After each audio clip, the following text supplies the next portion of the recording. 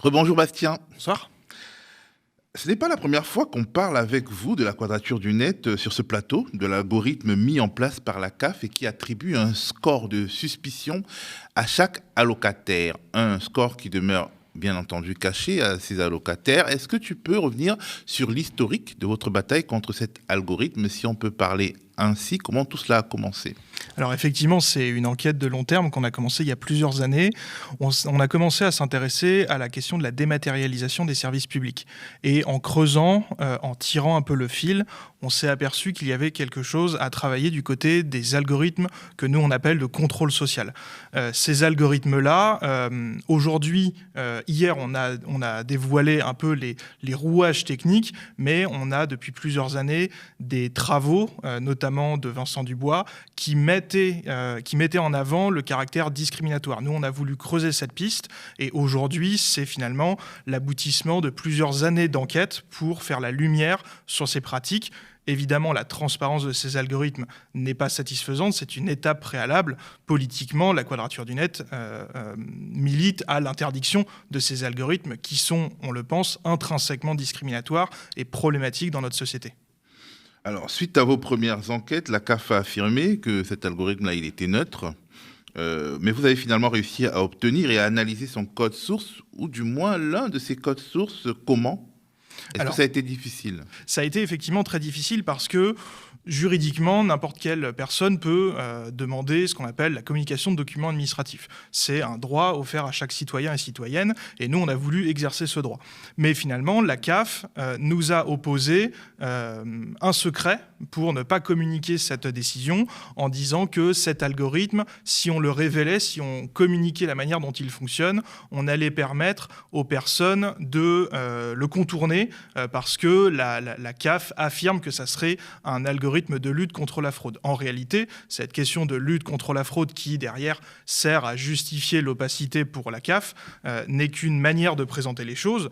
La CAF, initialement, il y a 10 ans, quand elle commence à travailler sur ces algorithmes, elle cherche effectivement à repérer automatiquement la fraude, mais très rapidement, elle a basculé vers le repérage d'indus sans ce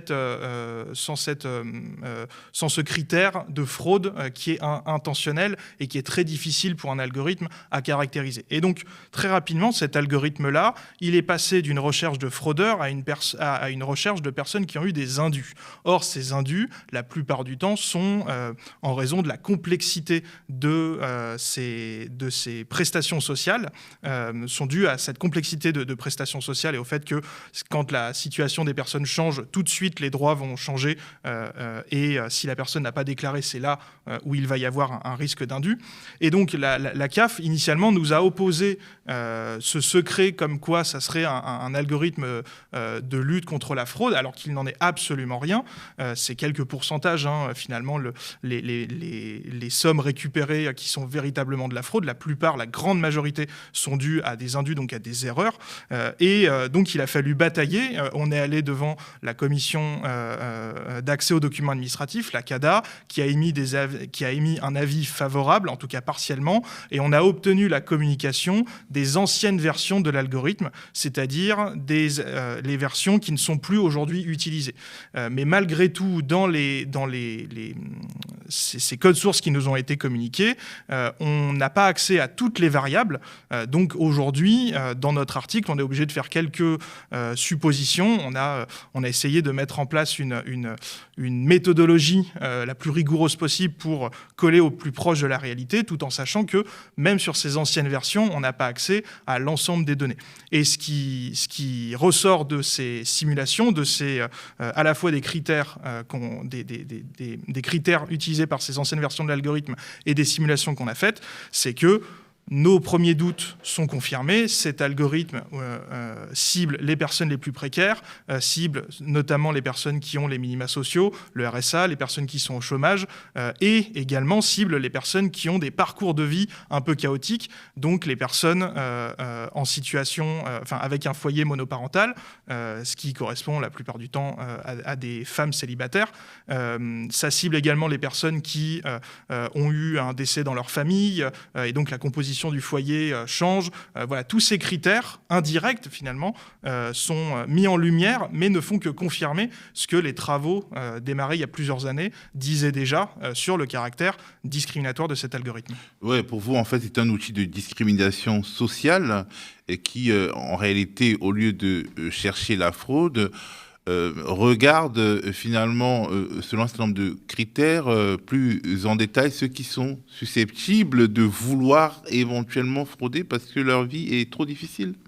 C'est la CAF, la première fois qu'elle nous a opposé un refus quand on lui a demandé la transparence de son algorithme, disait on ne peut pas vous transmettre cet algorithme parce que les personnes pourront le contourner. Or, en disant ça, elle était en fait en train de dire que les personnes pourraient sortir de la précarité comme stratégie de contournement de l'algorithme. Ce qui n'est pas possible. On est dans une absurdité totale, effectivement. Et c'est bien le problème de ce discours mis en avant systématiquement par la CAF, qui est de dire qu'on recherche la fraude, alors que ça n'est pas le cas.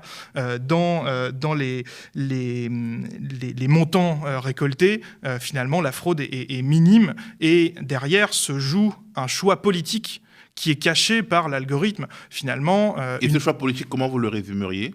Eh bien, ces algorithmes sont le résultat de deux éléments. Premièrement, c'est une logique gestionnaire.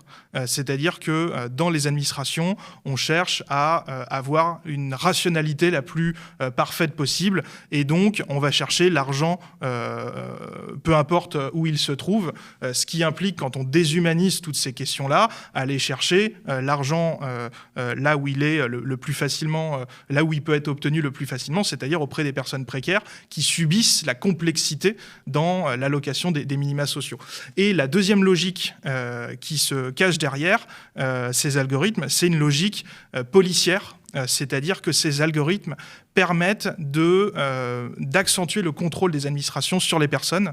Ces algorithmes permettent, grâce à la dématérialisation justement, de pouvoir mettre l'intimité d'une personne à plat sur un profil qui est déshumanisé, encore une fois, et sur lequel on va pouvoir appliquer une logique de flicage, parce que la CAF peut aussi avoir accès à beaucoup d'autres données, des données bancaires, des données d'autres administrations, et donc c'est vraiment cette logique de chasse à l'assisté. La CAF a accès à nos données bancaires ? La CAF peut effectivement avoir accès à beaucoup d'autres données que celles qui sont fournies par les allocataires. Mais par quels moyens ? Est-ce que c'est légal ? C'est totalement légal. Ça a été accentué ces dernières années dans justement une logique très propre à l'extrême droite, de rechercher un bouc émissaire qu'on va trouver ici dans la recherche de la personne assistée.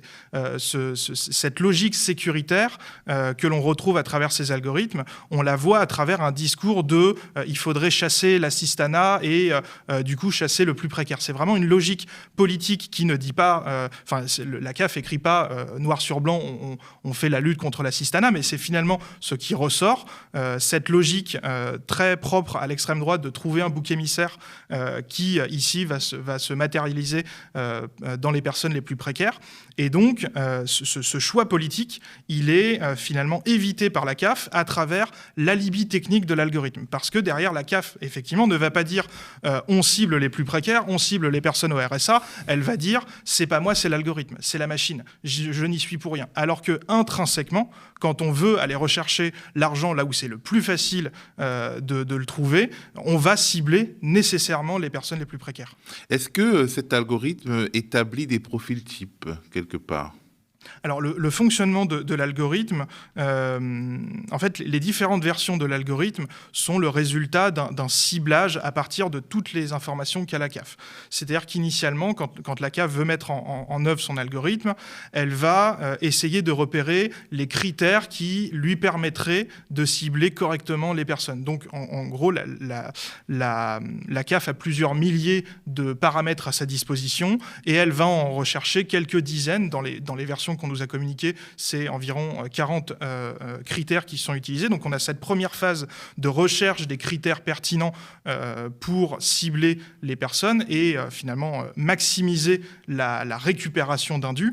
Et ensuite, dans un deuxième temps, ces critères-là, on va les extrapoler, enfin la CAF va les extrapoler à l'ensemble des allocataires. Donc finalement, quand statistiquement la CAF s'est aperçue que si on allait rechercher les personnes qui ont un parcours de vie un peu chaotique, si on va rechercher les personnes qui ont des revenus assez irréguliers et qu'on s'aperçoit que sur un premier échantillon, ça permet de mettre en évidence des situations où les personnes ont un trop perçu, ensuite ces critères sont étendus à l'ensemble des allocataires. On parle de plusieurs millions d'allocataires et plusieurs dizaines de millions de personnes concernées parce que on parle aussi en termes de foyers, hein, notamment les enfants ne sont pas directement allocataires mais vont vont bénéficier de ces minima sociaux. Et donc à la fin, c'est quelques critères types qui vont être appliqués à l'ensemble des allocataires pour profiler chaque personne et lui attribuer un score de risque entre 0 et 1. Quelle suite envisagez-vous après la publication de cette enquête ? Notre objectif depuis le début, c'est de lutter politiquement contre ces algorithmes. Nous, ce qu'on essaie de montrer, c'est qu'il n'y a pas de bon algorithme de contrôle social. Il n'y a pas de bon algorithme de ciblage automatisé. Ces algorithmes, intrinsèquement, sont porteurs de discrimination. Le défenseur des droits le dit depuis des années, les recherches sociologiques le montrent. Nous, on ne fait finalement que confirmer ce qui s'est déjà dit auparavant, avec des données de première main, mais qui ne sont pas nouvelles en soi. Et donc, l'objectif politique, c'est vraiment de montrer que ces algorithmes sont néfastes parce que on va à la fin nécessairement cibler les personnes les plus précaires, alors même que si on veut rentrer dans une logique de bonne gestion des données publiques, la fraude aux prestations sociales, c'est environ 2 milliards d'euros, la fraude fiscale, c'est entre 80 et 100 milliards d'euros. Donc on n'est même pas sur les mêmes échelles de grandeur. Et ensuite, ce ciblage automatisé avec ces scores de risque ne représente dans ces 2 milliards de fraude que quelques centaines de millions au maximum. On est sur quelques pourcentages finalement. Et donc notre objectif, c'est aussi de dire que pourquoi on a ces algorithmes-là, alors qu'on sait qu'ils sont inefficaces en termes de rentrée d'argent, parce que si on s'attaque à la fraude fiscale, on parle de montants beaucoup plus importants.